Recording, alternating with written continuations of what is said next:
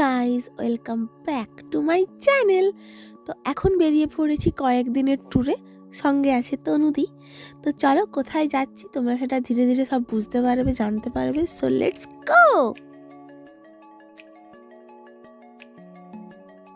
হে guys, good morning.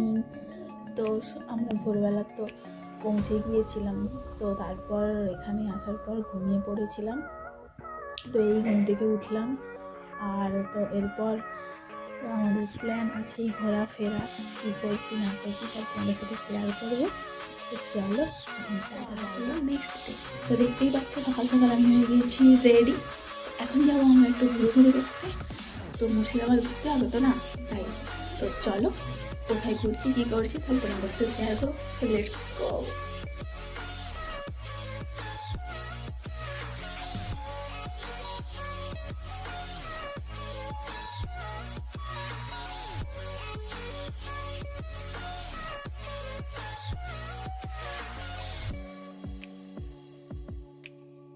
So guys, এখন আমি এসে গিয়েছি হাজারদুয়ারিতে, পেছনে দেখতেই পাচ্ছ।